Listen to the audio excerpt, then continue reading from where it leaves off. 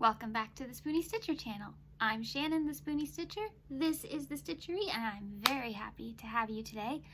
Today is going to be for beginner crocheters or people who just really want to get into crochet, but they're not quite sure and they don't want to spend a lot of money. Have no fear, I've got you covered. Can you get everything you need as a beginner crocheter, even if you want to do amigurumi, at the Dollar Tree? You can. And I'm going to show you exactly what you need.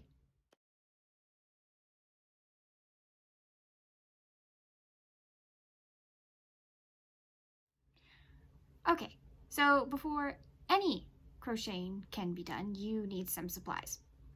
First thing you need is yarn. And the Dollar Tree has some really great options. My favorite is the Just Yarn by Premier or the Just Active by Premier. This is the perfect yarn for a beginner. Why? First of all, the price. Second of all, it's just the right thickness. Not too thick that makes you frustrated that you can't see your stitches, and not too thin that you feel like you haven't accomplished anything when you do a project. It's the perfect weight. For weights, light color so you can see your stitches.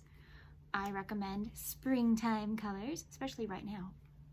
But a light colored worsted weight yarn is the best option. Okay, so you have yarn. Now what? Well, you need a hook, of course, and yes, the Dollar Tree sells hooks. So they do have an ergonomic-ish type hook, and it looks like this. They come in about 3 or 4 sizes, and they have the best sizes for beginners. I will put them on the screen for the ones I don't have, but the ones I have right now are the 4.5 and a 5.5. These are both very good sizes for a beginner. I recommend more of a 5.5 or a 6mm if you're just starting out. A 5 is good too. So you have hooks, you have yarn.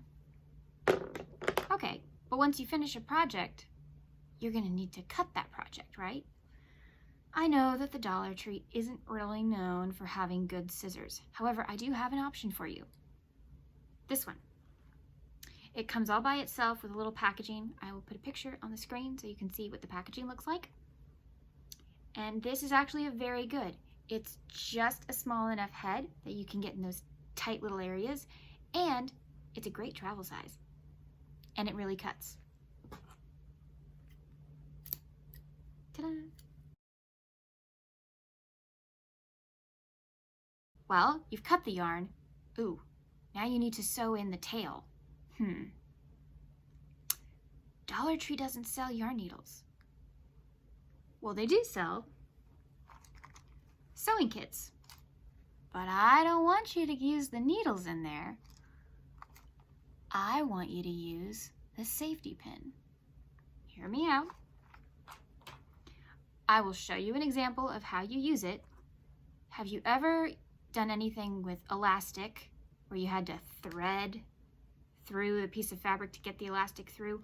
Or have you ever lost one of those strings on your hoodie and you're like, how do I get it back out? The safety pin is your best friend. And I'm going to show you how in just a minute. First, I'm going to show you one other thing you need. Stitch marker.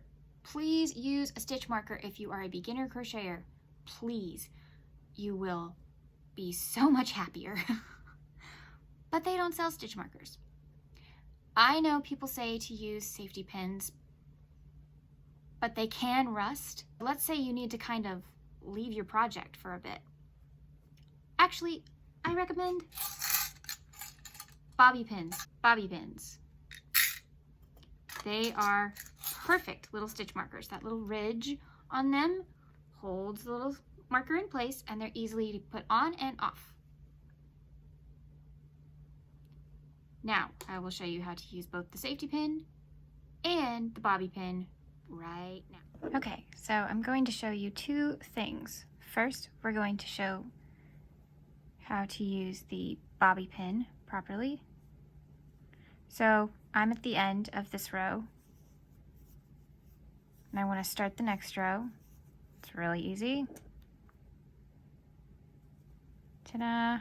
Now the bobby pin is my guide. And because of these ridges, it stays in. So it's much harder for it to just fall out.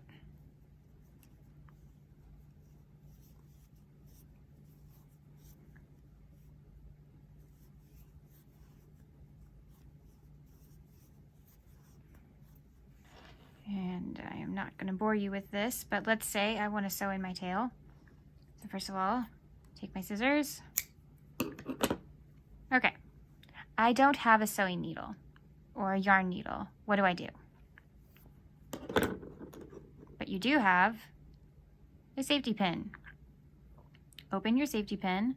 I picked a small one on purpose because I have kind of a small yarn. Kind of embed like this. Okay.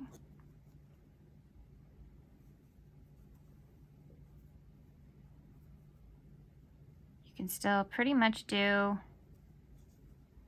what you can do with a yarn needle.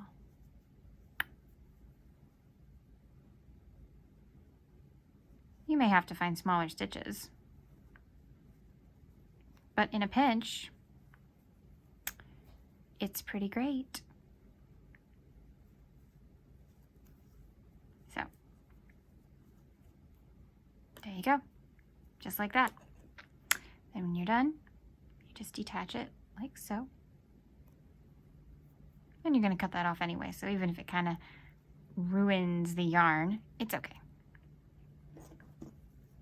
So those are 2 tips that I recommend if you're just getting started or if you're in a pinch. Okay, see, wasn't that easy? So you have all of this stuff. You need somewhere to put it. You need a Notion bag. Cosmetic bags, they're perfect. And do they hold your yarn? Oh yes, they do. It's a little tight, but that's okay. You got your hooks, your scissors, your bobby pin, your safety pin. Ta-da! And you don't have to put the yarn in there. But now, let's talk about if you want to be an amigurumi maker. They don't sell stuffing. What they do sell is cotton balls, which I have misplaced mine, but I will show you a picture here, and cosmetic rounds. Now you look at this and you go, how is this stuffing? That's how. You just shred it. I recommend cotton balls first, doing the same thing, pulling them apart. I'm using this as a last resort, but it is possible. Okay, so eyes, beads. They've got beads galore at Dollar Tree. You can also do the false French knot, because I know a lot of people struggle with the French knot, but you can do the false French knot, which I'm going to show you right now. Sorry. Wrap one side 3 times, the other side 3 times. My dexterity's not working well today. Okay.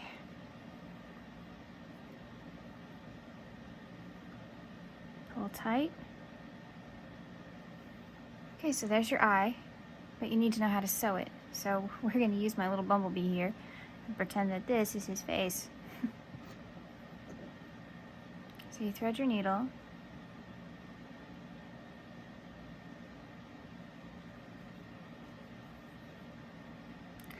So you want it to go on either side of the, we're calling this the nose. Thread one side. Thread the other side as close as possible, but not in the same hole. You can come out the same hole though, and I recommend you do. See, now he has an eye. So what you do is that, and then you hide your tails. But, so there you go. See? Easy. And it looks like a French knot. One more thing I would recommend for any yarn craft is that you have a notebook and a pencil. You never know when you're going to need to write something down. Say you need to write down where you were in a pattern, or say you need to write down stuff you need to get for a pattern. It's always good to have a little notebook with you and pencil or a pen. I got this at the Dollar Tree. That's all you really need, but I do have some bonus fun finds for you. They have these cute little art caddies. They are perfect for crochet. See? And then you just carry it around from place to place. Or if you'd like to take your project on the go, they sell really cute little tote bags. A nice size too. These make excellent project bags and everything fits inside. Can you do an entire crochet project just by using Dollar Tree supplies? You can. So that's it. Thank you for joining me today. If you like this kind of video, maybe consider subscribing. Be part of the Yarny Zebra community. If you like this video, please consider giving it a thumbs up. It helps my channel. I'm so glad you could join me today. And remember, spoonies can stitch it up too. Bye.